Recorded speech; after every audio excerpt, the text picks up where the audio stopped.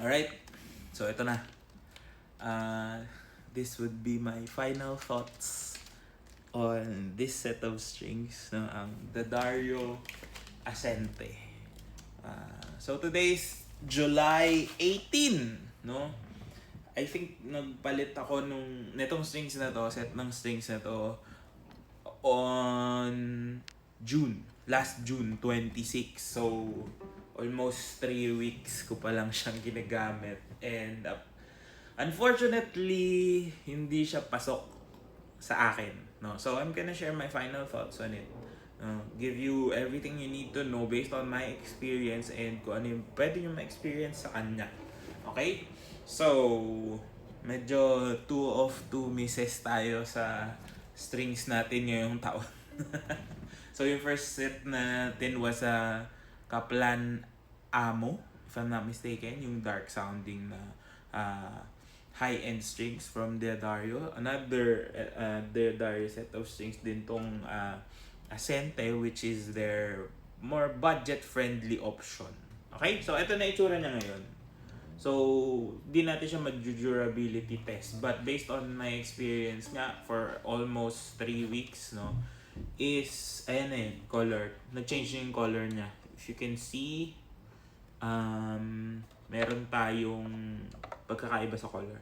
So, the D and G strings, I think maybe because of the quality of the winding or the metal na ginamit, di ba yung alloy na ginamit? I forgot the name, sorry. But, ayan, siguro kaya nagde-degrade yung color niya, nagiging darker. The A string is still, kasi I think aluminum yung A. And this is how the E string looks. Now, medyo may konting, roughness na rin siya. I've been using it quite often pa rin kasi syempre nagtuturo tayo and kahit konti lang yung performances, we're still using it almost on a daily basis. Wala naman akong masyadong comment about the sound. Maganda naman yung sound niya. So, ito yung sound niya as of now.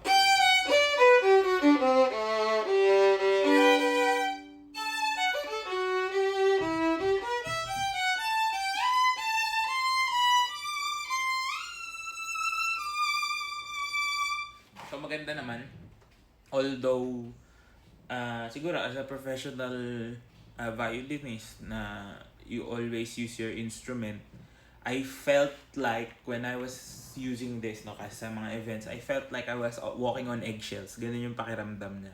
Yung parang hindi ka makomportable sa ginagawa mo. So, I want to have more, gusto kong mas let's say, diinan konti, ganyan. But I had this fear na baka mag-squeak siya, ganun yung nagiging problems ko. So, most of my problems is coming from, I think, the action, no? Or yung tension niya, it's a medium tension string. So, parang what's happening is, if I apply too much pressure, parang may tendency siya to squeak. If I'm playing chords, may tendency siya na parang maipit yung sound. So, nagtutunog ipit when I'm playing certain chords or certain passages, ganun. And then, there's this danger of me squeaking. So, I think it's more of a playing issue. Hindi ko alam, skill issue ko ba, no? Baka may problema rin ako sa technique. But yeah, it's not for me in that sense. No, the sound is okay. I could live with the sound. Again, this is less than 1.5, no? Less than 2,000 pesos just to be sure. But still, yung feel on the hand, no? It's like, alam niyo yung feeling na hindi ka komportable gamitin yung sarili mong instrument. Ganun yung naramdaman ko sa kanya. I'm not trying to degrade the craftsmanship or whatever, but maybe hindi lang talaga fit for my playing. So if you're like me that loves a bit of a higher tension, even sa bowing, 'di ba? Ang main problem ko was pag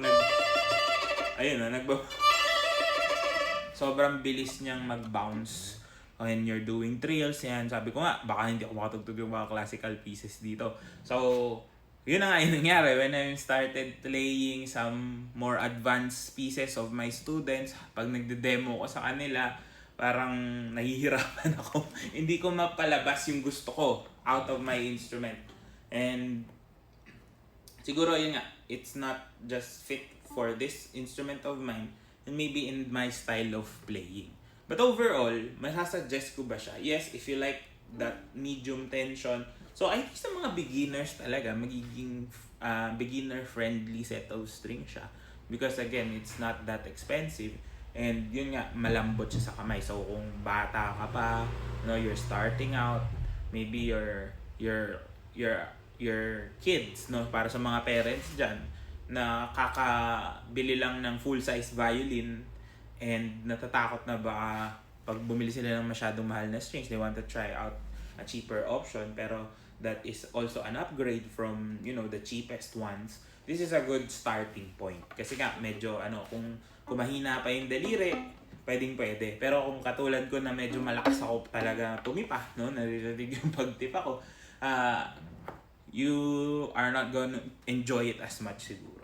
So last time ang naging problem natin with the Kaplan Amo was with the bowing, parang konting effort lang nagsisqueak na. No, this one left hand naman. So I'm not sure, siguro ibang brand muna tayo, Let's take a break from the Darius strings, baka hindi sila fit sa akin, So hopefully makapag-test pa rin tayo ng iba nilang lineup, But for now, I'm leaving this set of strings. Now, would I still recommend? Of course, yes. Try nyo nga again for beginners, for intermediate players. If you're coming from the 100 to 500 peso set of strings and you wanna try something out na hindi masyadong masakit sa bulsa, this would be a good starting point. Okay, starting point, before you go to the 3,000 peso plus na mga strings. So, yeah, again, your mileage may vary. Baka sa akin lang, hindi ako satisfied. Baka kayo maging satisfied kayo. And also your instruments, di ba? Minsan factor din yung instruments Baka hindi siya para sa mga warm sounding. But again, wala akong naging problem sa sound. I'll play it for you again.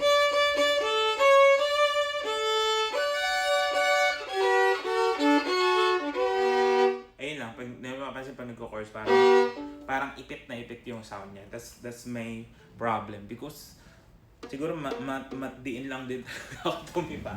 But yeah, so at this point kasi, at a certain level, you'll have to make sure na komportable ka sa gamit mo, di ba? Especially if you're a professional, you have to make sure na hindi magsisuffer yung playing mo if you're using a different set of strings, for example. So, I think that's the main reason I'm just going to change or cut the review process short, is because I want to be able to provide good quality music without me having to suffer na mas nakakapagod tumugtog kapag hindi ka komportable. So, hopefully, my next set of strings would be a more comfortable set of strings. And sasama ko kayo ulit sa first impressions and unboxing na gagawin natin. Might do it on a different day, but ito i-upload ko na ngayon para makita nyo. And sana na-enjoy nyo. And if you did, comment down below. Comment kayo ng recommendations of strings. Siguro wag muna dito sa brand na to. Iba muna para medyo ma-refresh tayo. Okay? And I'll see you on the next one. Good luck sa inyo.